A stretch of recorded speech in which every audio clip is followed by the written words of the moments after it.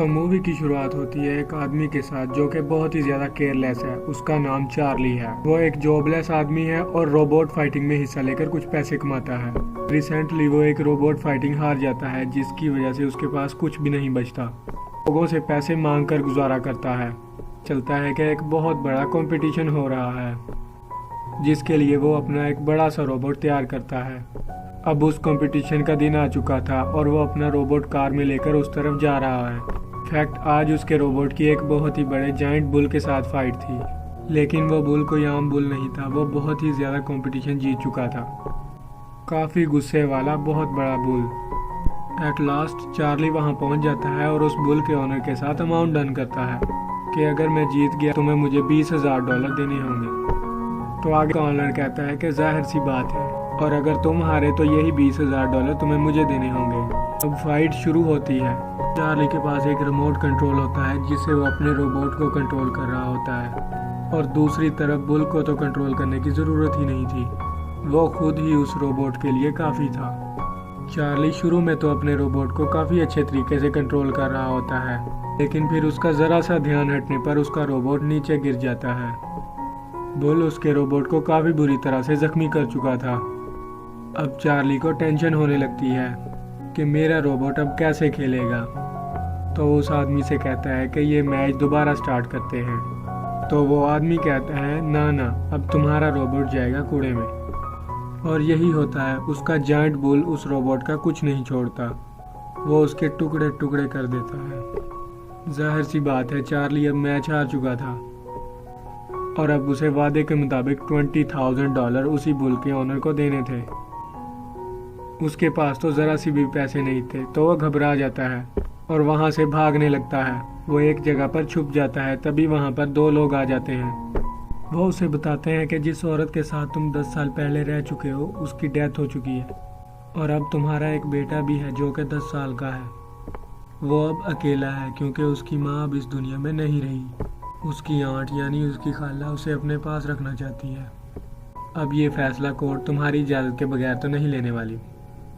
अब तुम्हें आकर ये बताना है कि तुम्हें उसे अपने पास रखना है या तुम उसे अलाउ कर दोगे उसकी आंट के पास रहने के लिए। चार्ली तो पहले ही वहाँ से भागना चाहता था, तो वो फौरन से वहाँ से कोर्ट चला जाता है। वहाँ पर उस बच्चे की आंट कोर्ट में कह रही होती है कि मैं बहुत ही ज़्यादा अमीर हूँ, मैं इस बच्चे का ख्याल अच्छे तरीके से रख सकती हूँ, ये जो मांगेगा मैं इसे दूंगी। और फिर वो जाकर चार्ली से रिक्वेस्ट करती है। चार्ली को तो कोई फ़र्क नहीं पड़ता था कि उसका बेटा जिस मर्ज़ी के पास जाए, क्योंकि वो उससे कभी मिला जो नहीं था और वह इजाज़त देने ही वाला था। लेकिन उसे वहाँ एक आइडिया आता है। वो कहता है कि मैं ऐसे शो करूँ जैसे मैं अपने बेटे को उसकी आंट के साथ नहीं भेजना चाहता। ऑब्वियसली जितनी वो अमीर है वो मुझे ऑफ़र तो ज़रूर करेगी कि कुछ पैसों के बदले मुझे ये बच्चा दे दो, और जब मुझे ज़्यादा सारे पैसे मिल जाएंगे तो मैं अपने बच्चे की इजाज़त दे दूँगा। और वो ऐसे ही करता है।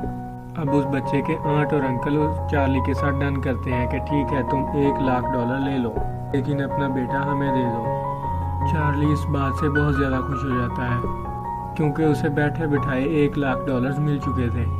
अब उस बच्चे की आंट कहती है लेकिन हमारी खातिर एक फेवर भी कर देना। इनफैक्ट हमें 3 महीने के लिए कहीं पर जाना है, तो तुम्हें अपना बेटा 3 महीने के लिए अपने पास ही रखना होगा, और उसके बाद हम उसे अपने साथ ले जाएंगे हमेशा के लिए।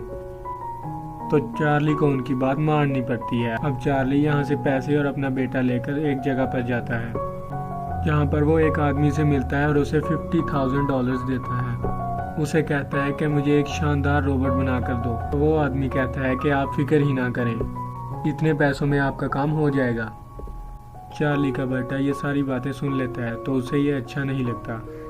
चार्ली उससे कहता है कि इन पैसों के बदले हमारे पास एक बहुत आला रोबोट आने वाला है। कुछ ही दिनों में वो रोबोट उनकी तरफ आ जाता है। दोनों उसका नाम नॉइजी बॉय रखते हैं। वो बहुत ही ज़्यादा जायंट और पावरफुल था। चार्ली कहता है मेरे पास इतना अच्छा रोबोट आ चुका है, क्यों ना एक रोबोट फाइटिंग ही हो जाए। चार्ली का बेटा कहता है कि मैं भी आपके साथ जाऊंगा। दोनों एक जगह पर जाते हैं और रोबोट फाइटिंग शुरू हो जाती है। चाहता तो इतने पावरफुल रोबोट का इस्तेमाल करके वो फाइटिंग जीत सकता था, लेकिन था वो केयरलेस ही। वो ये फाइट भी बुरी तरह हार जाता है। दूसरे आदमी का रोबोट पहले तो नॉइजी बॉय का हाथ उखाड़ता है, फिर उसका सर उसकी बॉडी से अलग कर देता है। इस बात की वजह से चार्ली बहुत ज़्यादा टूट जाता है अब वो अपने बेटे से कहता है कि जो भी हो मैं इस रोबोट को जोड़ कर रहूँगा। और फिर वहाँ से वो दोनों जंक यार्ड जाते हैं ताकि वहाँ से उनको कुछ ऐसा सामान मिल सके जिनकी वजह से इसका रोबोट जुड़ सके। वहाँ पर बहुत ज़्यादा बारिश हो रही होती है और ये लोग रोबोट के स्पेयर पार्ट ढूंढ रहे होते हैं, लेकिन तभी उस बच्चे का पाँव स्लिप होता है और वो नीचे गिरने लगता है। चार्ली फौरन से उसे बचा लेता है, लेकिन जब वो बच्चा देखता है कि उसका पाँव किस चीज़ से स्लिप हुआ तो वो देखता है कि एक अजीब सी चीज़ थी। वो किसी पुराने रोबोट का हाथ था। वो अपने फादर से कहता है कि हम इसे बाहर निकालते हैं, लेकिन चार्ली कहता है कि हमारे पास इसके लिए वक्त नहीं और बारिश भी हो रही है। लेकिन वो बच्चा कहता है कि ठीक है, मैं खुद ही इसको निकाल लूँगा। उसके बाद वो दोनों चार्ली की एक दोस्त के पास आते हैं जो कि रोबोट्स के बारे में थोड़ी बहुत नॉलेज रखती थी। चार्ली उससे कहता है कि मेरा बेटा एक रोबोट लाया है, पता नहीं जंक यार्ड से कौन सा पुराना सा रोबोट उठा लाया है। तो चार्ली का बेटा कहता है कि आप उसे एक बार देखें तो सही। ये बिल्कुल ठीक है। अब चार्ली की दोस्त उसे बिल्कुल ठीक कर देती है, जिससे वो एक्टिव हो जाता है। उस रोबोट का नाम एटम था। वो बहुत ज़्यादा स्ट्रॉन्ग रोबोट था और किसी को भी नहीं ये पता था। चार्ली भी ये देखकर खुश हो जाता है, तो वो अपने बेटे से कहता है कि हम इसे कंपटीशन में लेकर जाएंगे, एक बहुत बड़े कंपटीशन में जिसमें दुनिया का सबसे ज़्यादा स्ट्रॉन्ग रोबोट है और उसे आज तक कोई भी नहीं हरा सका। एटम में एक अच्छी एबिलिटी थी कि वो चीज़ों को याद कर लिया करता था, यानी उसे जो भी सिखाया जाता वो फ़ौरन सीख लेता था। उसे चाहे फाइटिंग स्किल्स सिखाओ या वो कुछ और दिखाओ, वो उसको कॉपी कर लिया करता था। अब चार्ली और उसका बेटा इस रोबोट की ट्रेनिंग करते हैं ताकि ये उस रोबोट से लड़ सके। अब फाइनली वो टाइम आ जाता है जब एटम बहुत ज़्यादा ट्रेंड रोबोट बन जाता है और कई कॉम्पिटिशन में हिस्सा लेता है। मज़े की बात यह थी, अब चार्ली और उसका बेटा एटम के साथ बहुत ज़्यादा कंपटीशन जीतने लगे थे और इसके लिए चार्ली को कई बार ऑफर होती है कि हमें अपना ये रोबोट बेच दो, चाहे हमसे $2 लाख ले लो। लेकिन चार्ली का बेटा इस बात पर एग्री नहीं होता था। वो कहता था कि हम और फाइट्स करेंगे और अपने रोबोट को ट्रेन करके वो एक बहुत बड़ा कंपटीशन लड़ेंगे, क्योंकि बहुत ज़्यादा कॉम्पिटिशन्स हो रहे हैं। इस वजह से एटम की बहुत ज़्यादा ट्रेनिंग भी हो रही है। आज का एक और स्ट्रॉन्ग रोबोट के साथ मैच था और अब ये फाइट शुरू हो जाती है। चार्ली के बेटे ने उसे डांस करना भी सिखाया था और वह डांस करते हुए बैटल में एंटर होता है। उसका सामना एक 2 सर वाले रोबोट से होता है जो आते ही उस पर काफ़ी ज़्यादा भारी पड़ता है और वो दोनों लड़ने लगते हैं। एटम भी बार बार उस पर अटैक कर रहा था और वो स्ट्रॉन्ग रोबोट भी। वो एक दूसरे को बहुत ज़्यादा पंचेस मारते हैं। ऐसे लग रहा था कि वो स्ट्रॉन्ग रोबोट जीत जाएगा। एट लास्ट एटम जीत जाता है, जिसकी वजह से चार्ली को बहुत ज़्यादा खुशी होती है और चार्ली उन लोगों से काफ़ी ज़्यादा पैसे लेता है। वो वहाँ से जाने ही वाला होता है कि तभी वहाँ पर उसका पुराना राइवल आ जाता है, वही आदमी जिसके बुल ने चार्ली के रोबोट को हरा दिया था और चार्ली ने उसके $20,000 देने थे। वो लोग चार्ली से सारे पैसे छीन लेते हैं और ये सब चार्ली का बेटा भी देख रहा होता है। चार्ली काफ़ी ज़्यादा नाउम्मीद हो जाता है और अपने बेटे से कहता है कि इसमें कोई फ्यूचर नहीं, मैं तुम्हें नहीं पाल सकता, मेरे पास अब कोई पैसा नहीं बचा। अब उस बच्चे के आंट और अंकल भी आ चुके थे। अब चार्ली उस बच्चे से कहता है कि आओ मैं तुम्हारी आंट के पास छोड़ आऊँ। तो वो बच्चा कहता है कि नहीं, मुझे आपके साथ रहना है। वो ज़बरदस्ती अपने बेटे को उसकी आंट के पास दे देता है और वापस आ जाता है। उसकी दोस्त उससे पूछती है कि तुम्हारा बेटा कहाँ है। तो वो कहता है कि मैंने उसको दे दिया उसकी आंट के पास, मुझे ऐसा करना ही था, अभी मैं उसका इतना अच्छा ख्याल नहीं कर पा रहा था। तो वो उसकी दोस्त आगे से कहती है कि चार्ली तुम होश में तो हो, वो तुम्हारा बेटा है, अगर वो तुम्हारे साथ रहना चाह रहा है तो तुम्हें क्या मसला है, तुम फौरन उसके पास वापस जाओ। तो चार्ली को ऐसा करना पड़ता है। चार्ली को एहसास हो चुका था कि उसका बेटा ही था जिसने एटम को इतनी टेक्निक सिखाई। तो वो अपने बेटे के पास जाता है और उससे कहता है कि बेटे हमारा मैच आज ज़्यूस के साथ है, यानी वही स्ट्रॉन्गेस्ट रोबोट जिसे आज तक कोई नहीं हरा पाया, और अब हमें एटम को ट्रेन भी तो करना है। और अब उसका बेटा खुशी खुशी उसके साथ आ जाता है और अब उसकी आंट भी उसे कुछ नहीं कहती और उसे हैप्पीली इजाज़त दे देती है। तो तो अब वो दिन आ चुका है जब एटम और ज़्यूस की फाइटिंग है। सब लोग काफ़ी ज़्यादा एक्साइटेड होते हैं क्योंकि पिछले कई मैचेस एटम जीत रहा था और आज जिसके साथ उसका मैच था वो ज़्यूस था, यानी दुनिया का सबसे स्ट्रांग रोबोट। वहाँ कई लोग उस पर बिड लगाते हैं। वहाँ पर वो आदमी भी आया हुआ था जिसका बुल था। वो आदमी कहता है कि एटम हार जाएगा, तो वो भी कई ज़्यादा पैसों की बिड लगाता है जिसके मुताबिक उसको वापस मिलने वाले थे। लेकिन किसी को क्या पता कि आगे क्या होने वाला है। तो अब एंट्री होती है ज़्यूस की। काफ़ी खौफनाक एंट्री थी। ऑडिशन शुरू होने वाला था। चार्ली और उसका बेटा एक बार ज़्यूस को देखकर काफ़ी ज़्यादा परेशान हो जाते हैं, लेकिन चार्ली अपने बेटे से कहता है कि हमें कुछ भी करके ये मैच जीतना होगा, हम ये कर सकते हैं। उनको बताया जाता है कि इनकी फाइट के 5 राउंड्स होंगे। तो पहला राउंड होता है शुरू। ये राउंड शुरू होते ही ज़्यूस एटम को एक पंच दे मारता है। एटम बेचारा यहाँ गिर जाता है, लेकिन ज़्यूस उसे पंच मारे ही जाता है। ज़्यूस उसे मौका ही नहीं दे रहा था कि वो कुछ कर पाता। तो एटम यहाँ पर काफ़ी ज़्यादा वीक हो जाता है।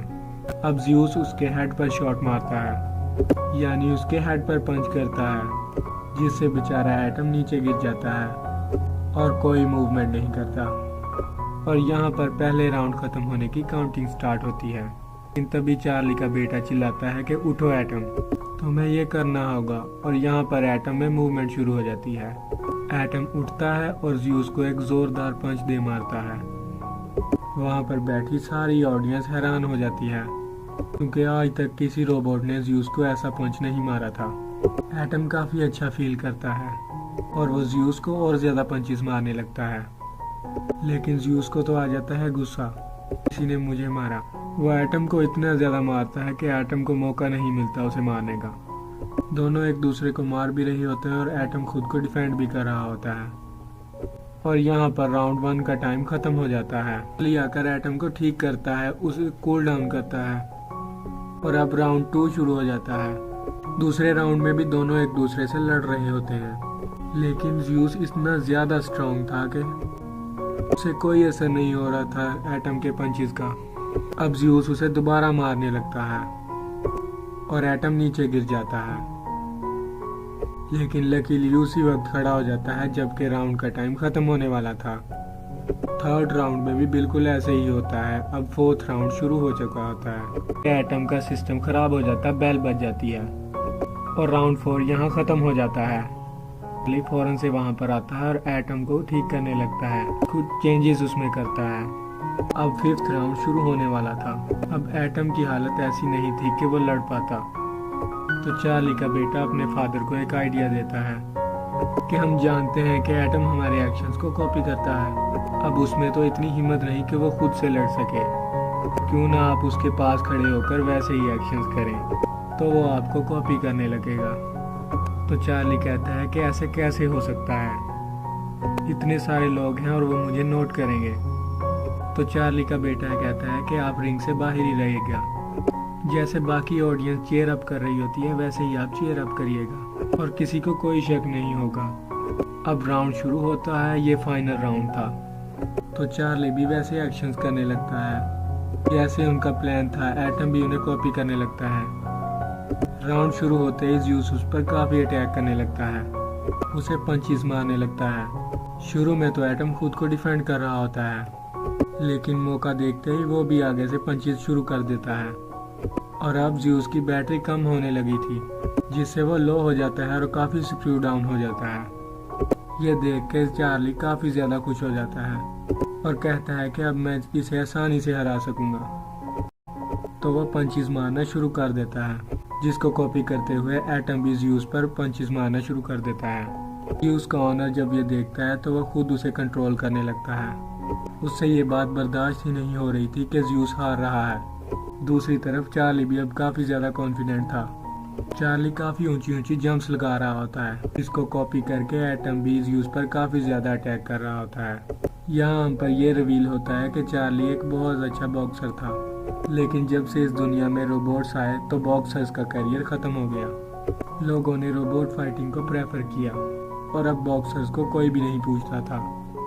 लेकिन यहाँ पर जब चार्ली इतनी अच्छी फाइट कर रहा होता है तो उसकी दोस्त भी रोने लगती है और उसका बेटा भी काफ़ी ज़्यादा इमोशनल हो जाता है क्योंकि उसे अपने बाप पर फख्र हो रहा होता है। वो काफ़ी प्राउड फील कर रहा होता है कि उसका फादर एक अच्छा बॉक्सर है, इतने अच्छे फाइटर हैं उसके फादर। उसे अपने फादर को ऐसा ही देखना चाहता था।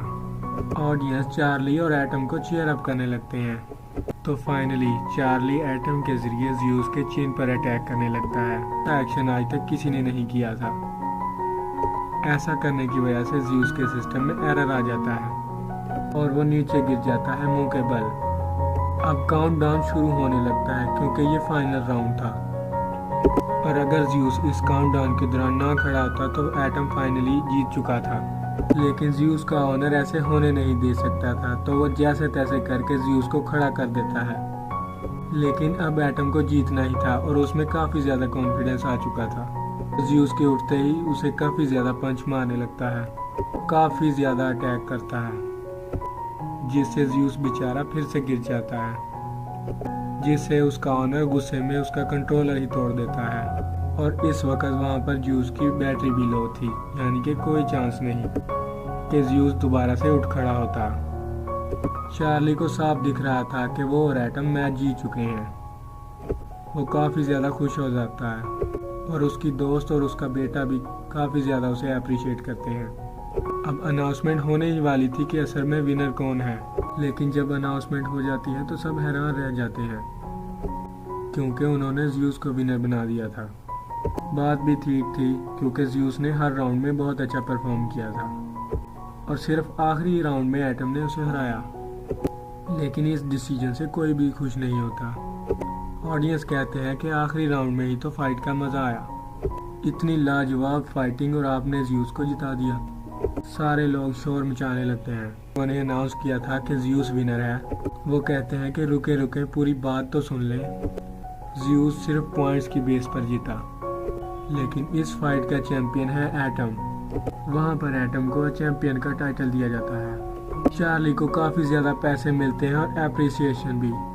ज़्यूस अब ख़त्म हो चुका था, इसलिए उसे विनर बनाने का कोई फ़ायदा भी नहीं होना था और सब लोग काफ़ी ज़्यादा खुश होने लगते हैं और चार्ली खुशी से अपने बेटे को गले लगा लेता है।